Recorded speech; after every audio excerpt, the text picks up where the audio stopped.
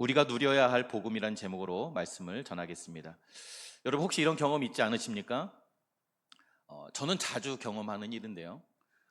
뭐 먹을 거 없나 하고 냉장고 문을 열면 냉장고 안에 뭐가 가득 차 있는데 어때요? 먹을 게 하나도 없다는 것이죠. 그래서 저도 이제 또 제 아내에게 가끔 듣는 소리입니다. 이제 외출하려고 저는 옷을 다 빨리 입고 이제 나가려고 준비하고 있는데 아무리 기다려도 안 나오는 거죠, 방에서. 그래서 뭐 하고 있나? 도대체 가보면 뭐 하고 있어요? 옷장 앞에서 옷장 안에 옷이 가득 차 있는데 입을 옷이 하나도 없다라는 거죠. 여러분 이처럼 우리는 실제로 이미 충분히 많은 것을 가지고 있으면서도 많이 소유하고 있음에도 별로 가진 것이 없는 것처럼 느끼며 살아가고 있을 때가 많다는 것이죠. 그런데 이것은 비단 우리 삶뿐만 아니라 우리 신앙생활에서도 마찬가지입니다. 여러분 우리는 이미 복음을 받았습니다. 예수께서 십자가에서 죽으심으로 피 흘려 죽으심으로 우리 죄를 다 용서하셨고 또 사흘 만에 부활하심으로 이미 우리는 영원한 생명을 얻은 줄로 믿습니다. 아멘. 그런데 이상하게도 우리는 이미 구원받아 하나님의 자녀가 되었고 죄로부터 정죄로부터 자유함을 얻었는데 여전히 죄 가운데 불안해하고 내가 이미 받은 구원과 이 은혜에 만족하지 못하여 마치 아무것도 받지 못한 사람처럼 불신자처럼 불안해하고 두려워한다는 것이죠.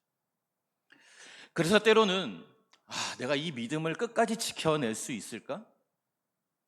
내가 지금도 여전히 많은 죄를 지으면서 살아가고 있는데 이런 나를 하나님이 과연 사랑하실까? 내가 하나님 앞에 나아가서 당당히 설 수 있을까? 내가 오늘 예배에 나왔는데 내가 일주일 동안 하나님과 전혀 상관없는 사람처럼 살았는데 하나님이 내 예배를 받으실까? 그래서 어디까지 나아갑니까? 이제 내가 은혜로 구원을 받았지만 내 힘으로 무언가를 좀 더 여기에 덧붙여야 내가 무언가를 해야 이 구원이 완성되지 않을까 조급해하며 불안해한다는 것이죠. 그래서 신앙생활이 기쁨이 없고 평안을 잃어버린 불행한 신앙생활을 한다는 것입니다. 그래서 이 지금 바로 복음의 능력과 감격을 지금 누리지 못하고 이 복음을 지금 나의 삶을 바꾸는 능력이 아니라 이 복음을 어떻게 우리가 취급하고 있는지 아세요? 아주 먼 미래에 내가 언젠가 천국 문에 들어갈 때 그 천국 문의 문지기에게 보여줄 티켓처럼 여긴다라는 거예요. 그래서 이 표를 잃어버리거나 훼손되지 않을까 노심초사하며 불안해하며 신앙생활을 하는 사람들이 꽤 많다는 것입니다. 왜 이렇게 되었습니까? 왜 이렇게 행복하지 않은 불행한 신앙생활을 하냐는 거예요. 구원은 내가 천국에 갈 때나 이루어지는 것으로만 생각하고 지금 2025년 8월 24일 일요일 주일 지금 현재를 사는 나에게 이 복음, 이 좋은 소식이 지금 나와는 별 상관없는 일처럼 여기기 때문에 우리 신앙생활이 행복하지 않은 것입니다.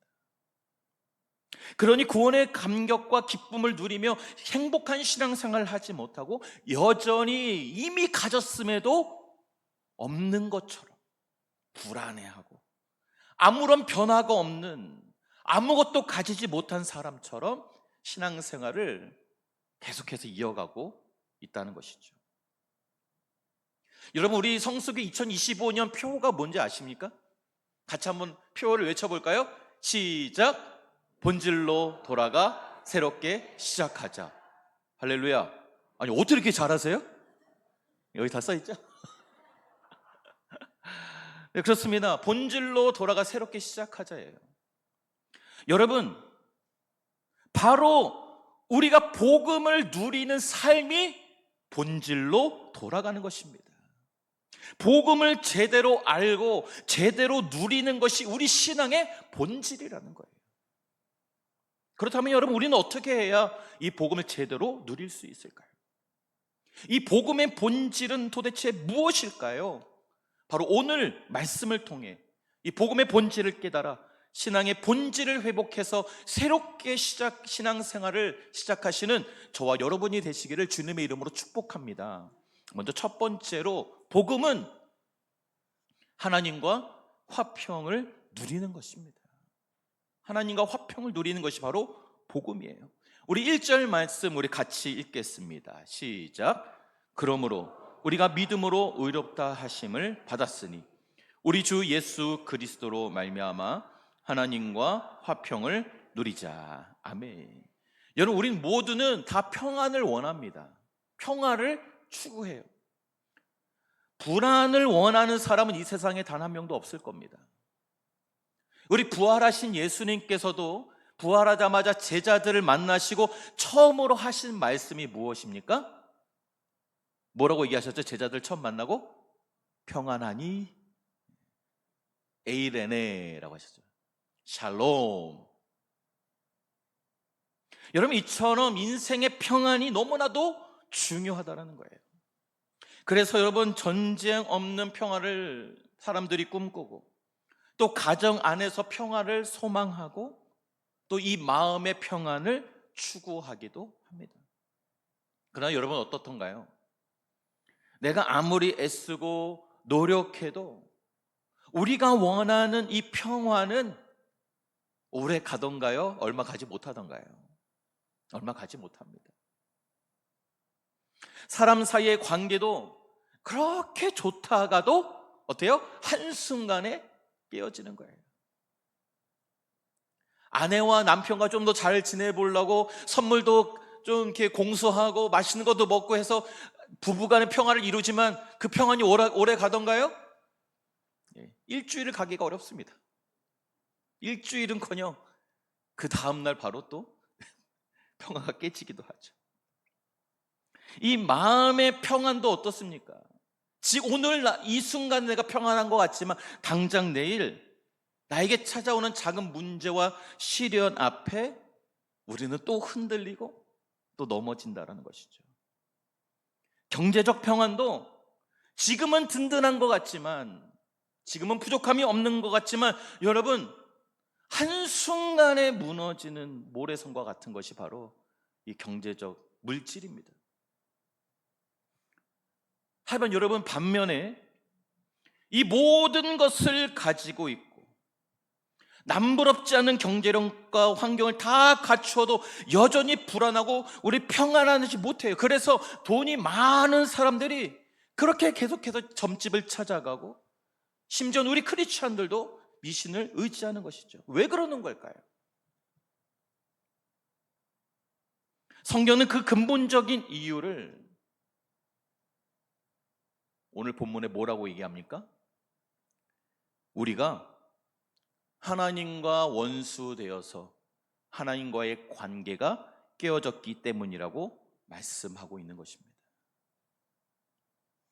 죄로 인해 하나님과의 관계가 깨어졌고, 그 결과 물고기가 물을 떠나서 살 수 없듯이 하나님을 떠난 인생은, 하나님과의 관계가 깨어진 인생은 아무리 다른 것으로 이 허전함과 불안을 채우려고 노력해도 여전히 불안에 떨며 진정한 평안을 누리지 못하고 결국에 죽을 수밖에 없는 것이죠. 그러나 여러분, 복음은 우리에게 복된 놀라운 소식을 전해주는데요, 바로 우리가 방금 읽은 이 1절 말씀처럼 예수 그리스도께서 우리를 위해서 십자가에 죽으셨다는 이 사실을 믿음으로 말미암아 하나님과 원수되었던 우리가, 하나님과 깨어졌던 우리가 다시 화해하게 되었다라는 거예요. 화목하게 되었다라는 거예요. 관계가 회복되었다라는 것입니다. 여러분, 하나님은 하나밖에 없는 독생자 예수 그리스도를 십자가에 달려 죽게 하심으로 우리의 모든 죄값을 완전히 지불하셨고, 그 결과로 깨어졌던 하나님과의 관계가 죄로 인해 하나님과 원수되었던 하나님과의 관계가 회복된 것입니다. 할렐루야. 여러분 1절 이 말씀을 세번역 성경으로 보면 바울이 말하고자 하는 바가 더욱 명확하게 드러나는데요. 우리 세번역 성경 버전을 우리 같이 한번 읽어보도록 하겠습니다. 시작. 그러므로 우리는 믿음으로 의롭다 하심을 받았으므로 우리 주 예수 그리스도로 말미암아 하나님과 더불어 화평을 누리고 있습니다. 할렐루야. 평화를 누리고 있습니다. 평화를 누렸었다도 아니고 평화를 누리게 될 것이다도 아니고 오늘 우리가 읽은 개역 성경처럼 누리자도 아니고 이미 하나님과 더불어 평화를 어떻게 하고 있다고요? 누리고 있다는 거예요. 지금 이미 우리는 누리고 있다는 거예요. 과거도 아니고 미래도 아니고 아직 아니니 그렇게 하자도 아니고 하나님의 자녀가 된 우리는 이미 화평이 우리에게 주어졌어요. 하나님의 놀라운 평화가 우리에게 주어졌다는 거예요. 이 평화는 이미 나의 것이에요. 나에게 주어졌습니다. 그러니 이제는 더는 흔들리지 말라라고 바울이 얘기하고 있는 거예요. 더는 불안에 떨지 말아라. 이미 그 하나님의 평안이 너에게 주어졌다. 두려워하지 말라는 거예요. 이것이 바로 복음이 주는 화평, 세상이 줄 수 없는 평화인 줄로 믿습니다. 따라서 여러분, 우리가 평화를 누리는 사람에게는 새로운 변화가 시작이 되는 거예요. 세상에서 얻을 수 없는 이 평안을 소유한 사람들에게는 삶이 조금씩 바뀌기 시작한다는 것입니다. 하나님과의 관계가 회복된 사람에게는 사람과의 관계도 달라지기 시작하는 거예요. 그 하나님의 놀라운 평안을 받았으니 그 평안을 가지고 다른 사람을 향했던 분노가 사그라지기 시작하는 거예요. 이전에는 내가 용서할 수 없었고 미워했던 분노했던 그 사람에게도 내가 하나님의 평안을 받으니 그 미움과 그 용서할 수 없었던 마음들이 녹아지면서 용서의 가능성이 열리기 시작합니다. 내가 미워하던 그 사람을 품을 수 있는 용기가 시작되는 것입니다. 그래서 여러분, 교회 안에서 서로 성격이 다르고 배경이 다른 사람들이 함께 이렇게 모여서 예배하며 그룹을 이루며 한 마음으로 주님 앞에 나아갈 수 있는 이유가 바로 여기에 있는 거예요. 무엇입니까?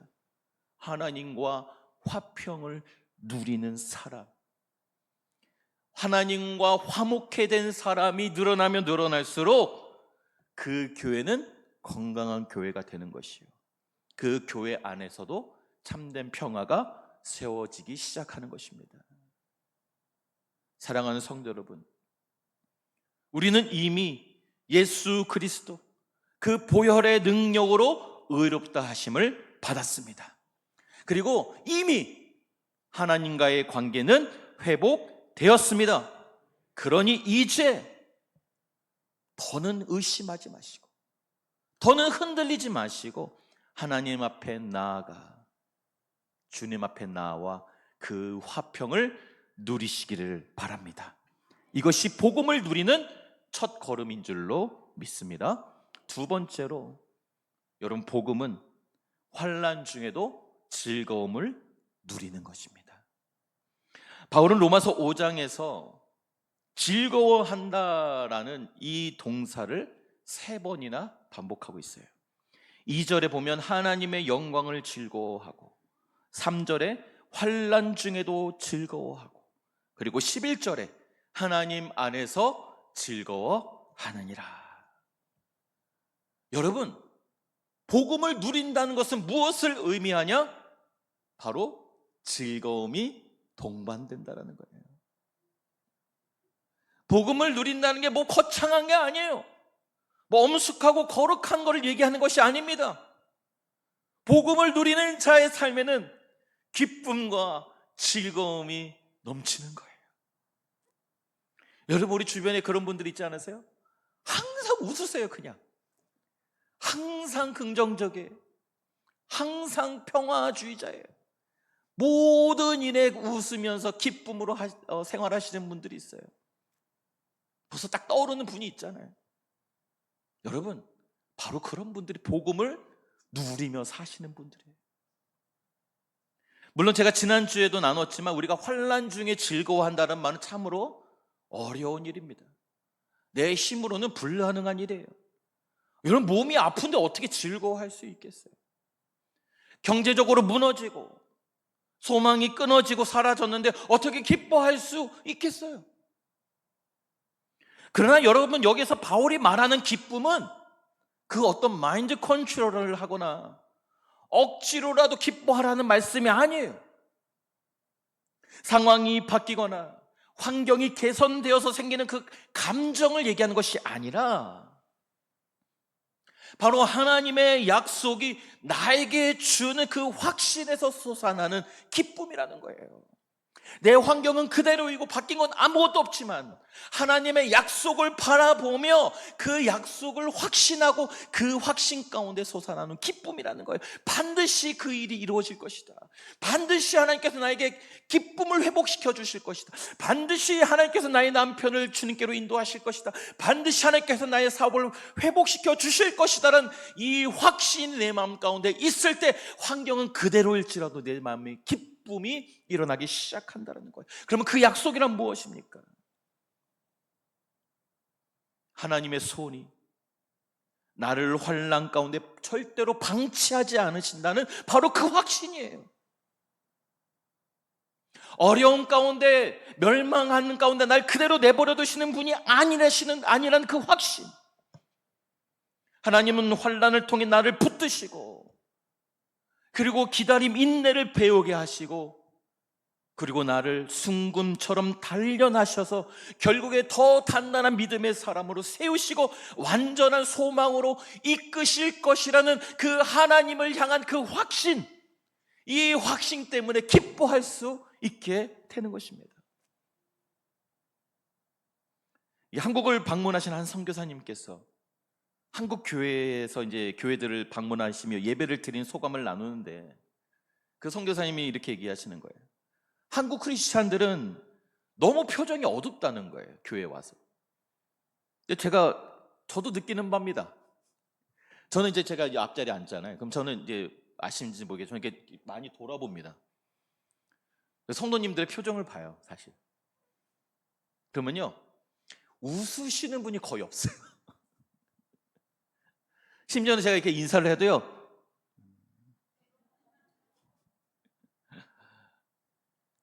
저는 이제 워낙 표정이 어두워서 웃지 않으면 이제 굉장히 화난 얼굴입니다. 저는. 그래서 웃는 연습을 사실 열심히 하긴 합니다.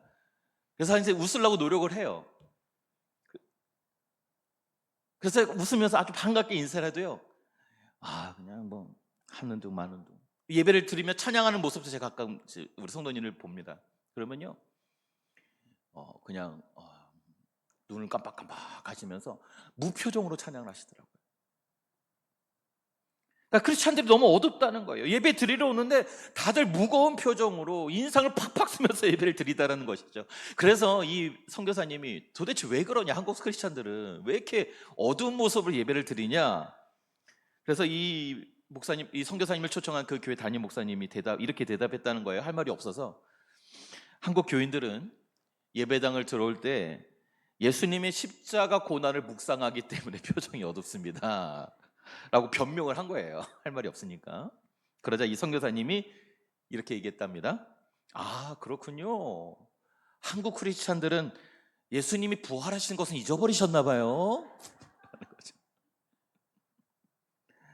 여러분, 예수님의 십자가 죽으심으로 우리는 죄 용서함을 받았고 하나님의 자녀가 되었습니다.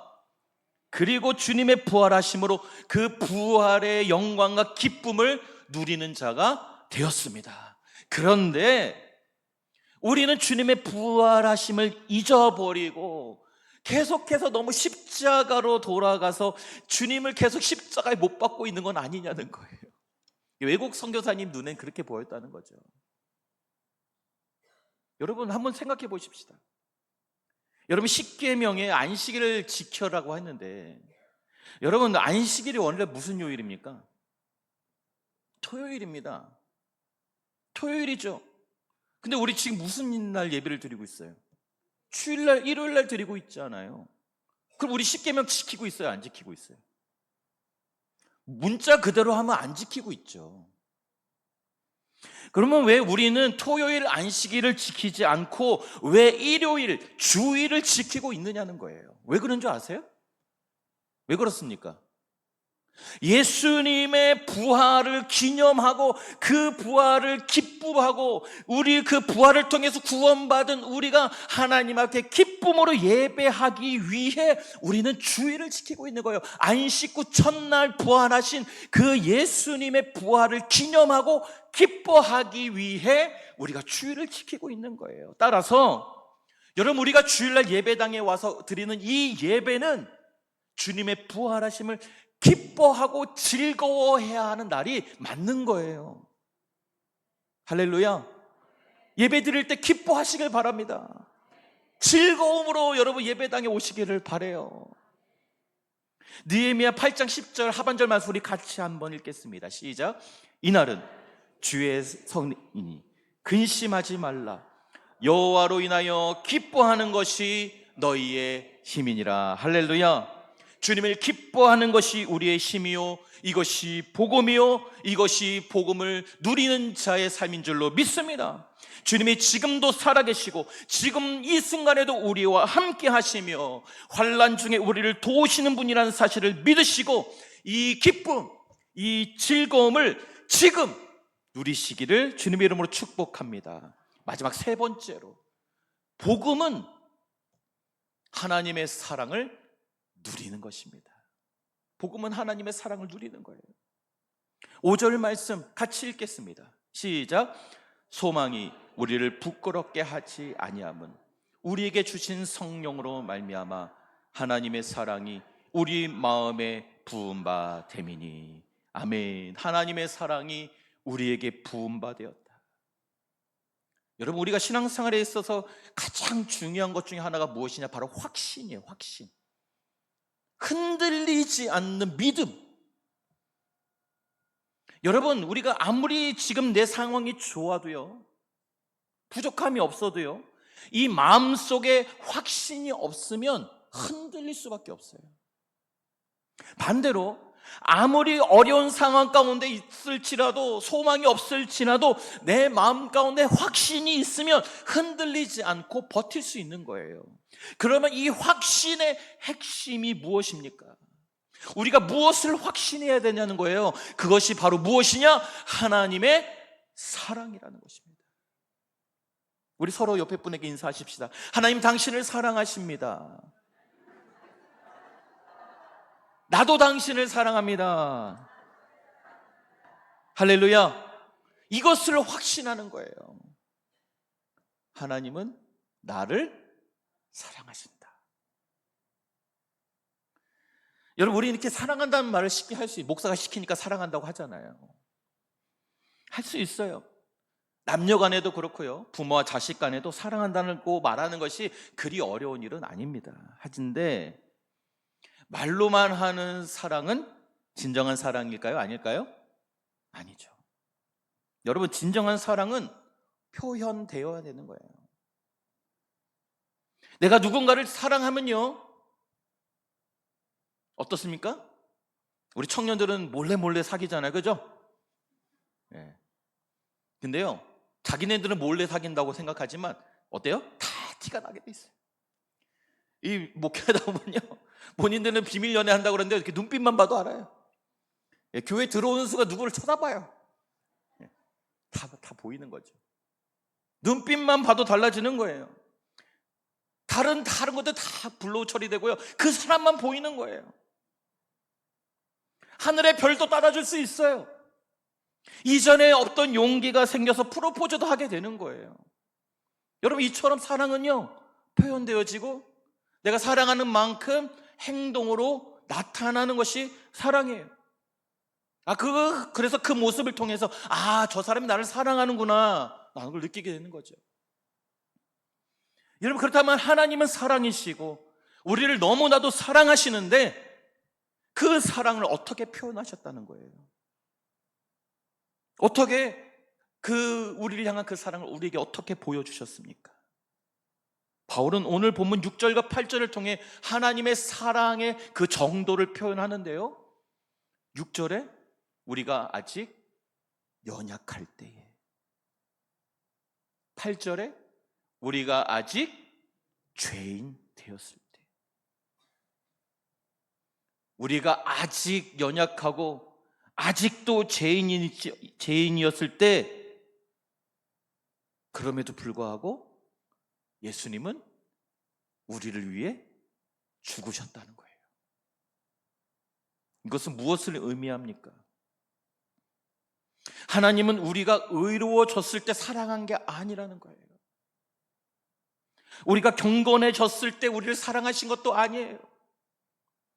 오히려 우리가 가장 연약하고 가장 추하고 부족하고 믿음도 없고 심지어 아직 여전히 죄 가운데 있을 때, 사랑받을 자격이 전혀 없을 때 이미 그럼에도 우리를 사랑하시고, 내가 말로만 너를 사랑한다고 말하는 게 아니라 이 사랑은 진짜다라는 것을 보여주시기 위해 목숨을 던지셨어요. 이것이 진짜다. 너를 향한 나의 사랑은 진짜다. 여러분, 이것이 복음입니다. 사람은 보통 조건이 있어야 사랑합니다. 나한테 잘해야 사랑하게 되고요, 잘생기고 이뻐야 사랑하게 되고요, 재산과 학벌과 집안도 어느 정도 되어야 사랑합니다. 그러나 하나님은 우리가 아무런 조건을 갖추지 못했을 때 이미 사랑하셨습니다. 조건을 갖추기는커녕 사실상 나와 원수였었는데, 여러분, 원수를 생각해 보세요. 사랑할 수 있어요? 원수 한 명씩 다 있잖아요. 하나씩은 다 가지고 계시잖아요.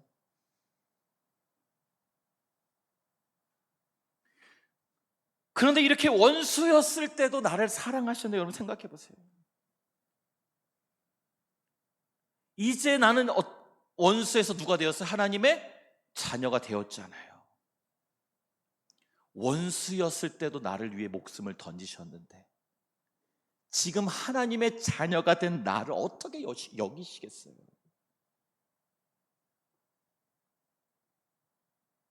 얼마나 지금 나를 사랑하시고 나를 기뻐하시고 나를 보배롭고 존귀하게 여기시겠냐는 거예요. 이것이 복음이 주는 확신입니다.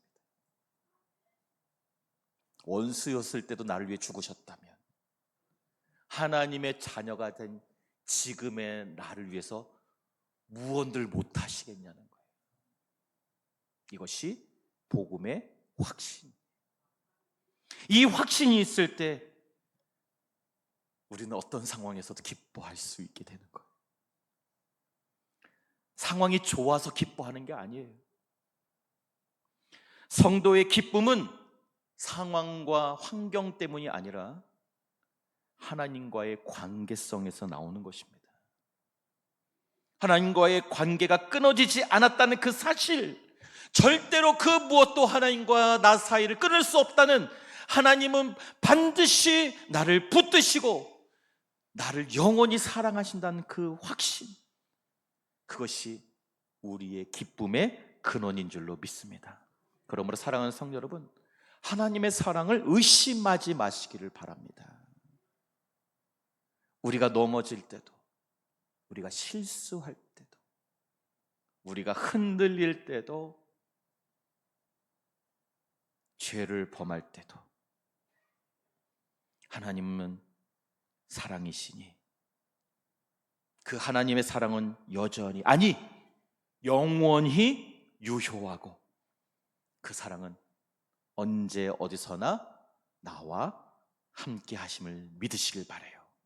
그리고 그 사랑은 성령을 통해 날마다 오늘도 우리 마음 가운데 부어지고 있습니다. 이 확신 속에서 오늘도 내일도 앞으로 여러분의 삶의 여정에 기뻐하는 삶을 사시기를 주님의 이름으로 축복합니다. 결론입니다. 여러분, 제가 세 가지를 통해서 우리가 누려야 할 복음에 대해서 말씀을 드렸는데 어떠세요? 여러분, 이 복음을 누리는 삶을 살고 계십니까? 누리고 계세요? 혹시 이 복음을 가지고만 있지 않으세요? 천국행 티켓처럼 손에만 쥐고 있고, 이 복음을 손에만 쥐고 있고 지옥 같은 인생을 살고 있지 않느냐는 거예요. 불안에 떨고 있지 않으시냐는 거예요. 결핍 가운데 내 인생은 왜 늘 이렇게 부족하나, 불행한 삶을 살아가고 있지 않으시냐는 거예요. 여러분, 기억하십시오. 복음은 언젠가가 아니라 바로 지금을 누리는 것입니다. 복음은 저기에 있다가 아니라 지금 여기에 있습니다.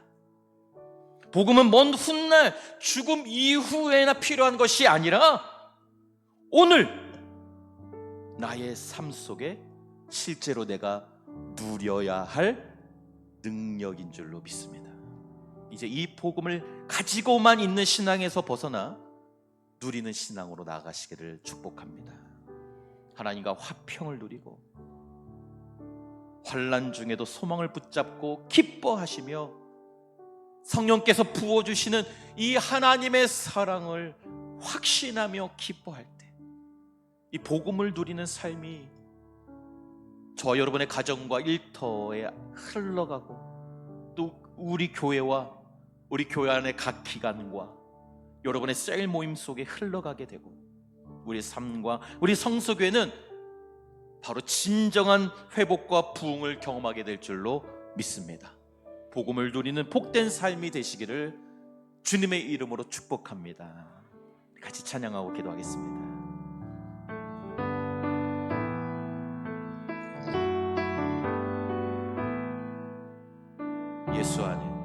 예수 안에 소망이 있네.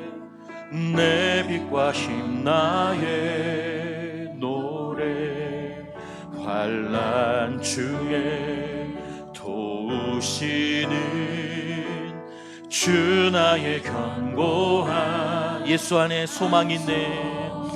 예수 안에 소망이 있네. 내 빛과 힘 나의 노래, 환난 중에 도우시는 주 나의 견고한 반석. 그 신사랑 그 신은화 두려움에서 건지시네. 내 위로자 내 모든 것 주 사랑 안에서 리라.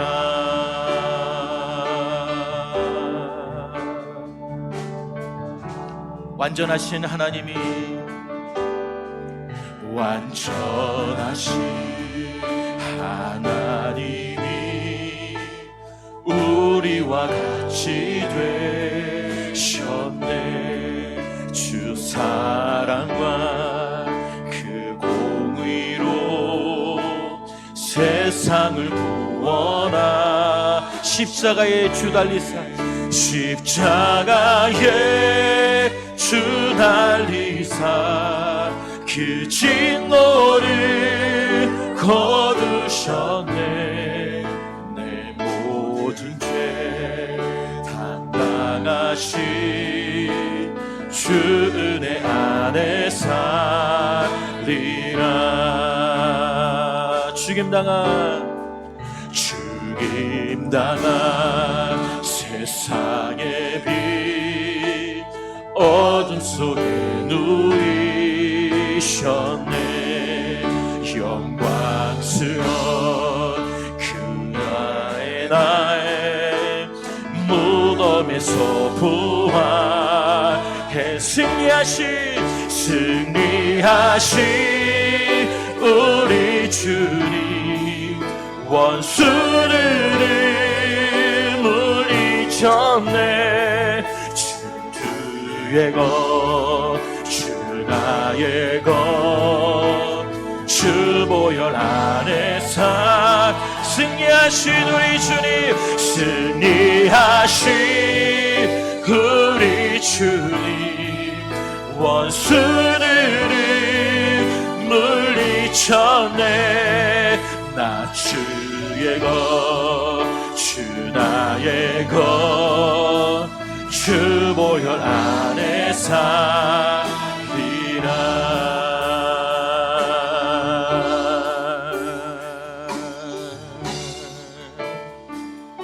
주 예수의 능력으로, 주 예수의 능력으로 내 속에 두려움, 나의 산을 모든 주께서 다스리시네. 주께서 다스리 주 예수의 능력으로, 주 예수의 능력, 내 속에 두려움 없습니다. 내 속에 두려움 없네. 나의 산은 모든 순간 주께서 다스리 어느 것도 주 손에서 날 빼앗지 못하리. 아멘. 주 오실 날 기다리며 주 능력 안에서 어느 것도 주 손에서 날 빼앗지 못하리. 아멘. 주 오실 날 기다리며 주 능력 안에서